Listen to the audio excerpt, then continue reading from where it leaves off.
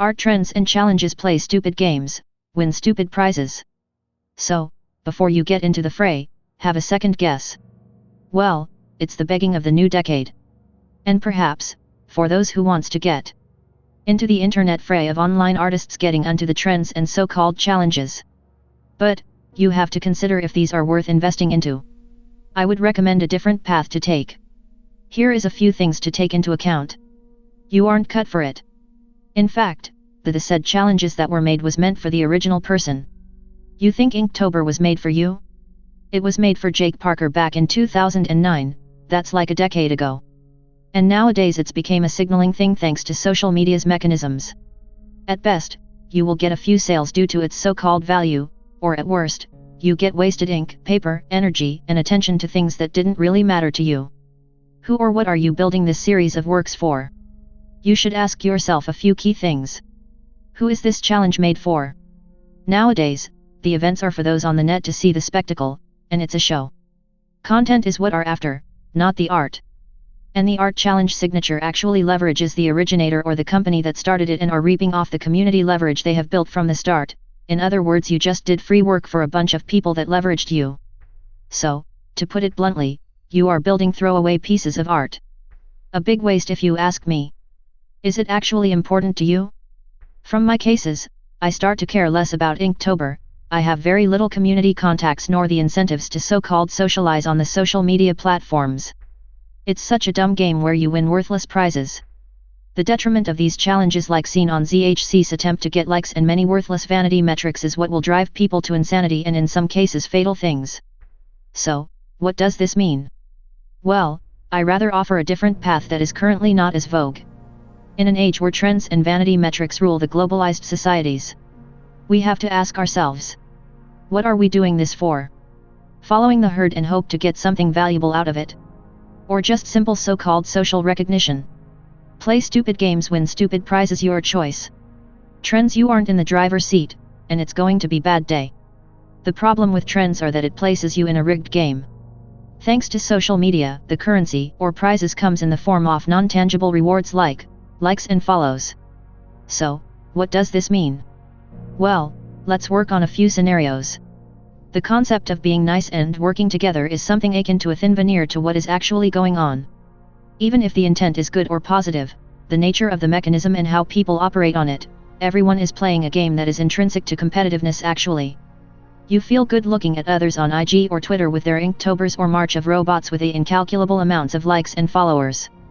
No, deep down you most likely feel like shit, because it's the nature of the game you are playing. There are only false winners and losers in this game. Plus the so-called value of those likes and followers will be worthless thanks to social hyperinflation.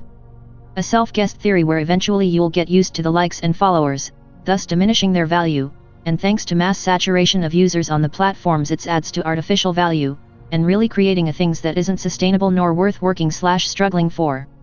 Build something that radically places you in different situation creatively. Maybe it's better to build your own projects, and the said projects will build a brand that will accrue to you. See, this is a trick that isn't really known out there. But the most powerful brands, personal ones, tends to their own thing, and after a set period of time, it becomes their signature. There is more to this trick, but to keep it simple, follow through. They decided to do two key things. They have bought the beachfront property before it got hot early, i.e. investing and building on platforms or sites that hasn't gone mainstream yet. Play your own game, eventually everyone will want to play it too. And they took a step or two that radically puts them in a different creative situation. 2 to 3 years, or half a decade later, they decided to play their own game and everyone wants to play their game after all these years, but guess what? They can't compete with the original or the pioneer since there is a quote of the original was better. To give an example of types of artists that avoids these stupid trends that you may well be too good for. Kim Joon-gi, he cemented the concept of freehand inking and rendering in real time on large pieces of paper, creating a live show essentially. Even Jake Parker, Proco, and others want in on his so-called secret techniques. Beeple crap, some say he is a troll, others call him from the future. Either way, his animated works and stills show what it's like to tinker with digital media technology while creating satire of today's multiple climates. Ashley Wood, from pop art oils to plastic toys for adult children, this Australian managed to create a solid toy empire of sort with his ideas and unique rendition, Even better, his merch is what generates the value for him. Scott Robertson, he is quite personal to me, since his interviews with designers like Darren Catch and his pen and paper based techniques really paved the way for some of the thought process for me. He is a good educator in general. Simon Stalen Hang Sweden, Post-Apocalypse, and Robots. His unique world building is what captured the imagination and intrigue of many globally. It's a rather unique genre, and the concept of what he made is synonymous to him. Emerson Tung, he coined the term /Project Tankhead, and it was popular enough to start a deal of making a toy based off one of his designs. Many are talking to him for developing from his works, and he seems to like the spotlight. By the time this post is done, maybe he already made it. And many more too for the list. What's common with all these creative people? Well, what they did years ago or whenever their idea of early days is. It was simply a step or two that placed them in a radically different creative situation. They thought working on things that is rather opposite of everyone is the best bet for themselves. Authenticity was their trump card creatively. Placing bets on a series of works that is a far cry of the trends of the time they started, and followed through for years or a decade. By working hard, they have built a genre or a challenge that is synonymous with their names. The very thing that placed them in a radically different game. And nowadays, people out there wants to play their game. Learn to play your own game and eventually others will want to play your game.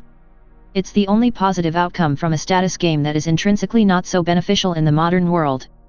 You want to be on the winning side in this situation.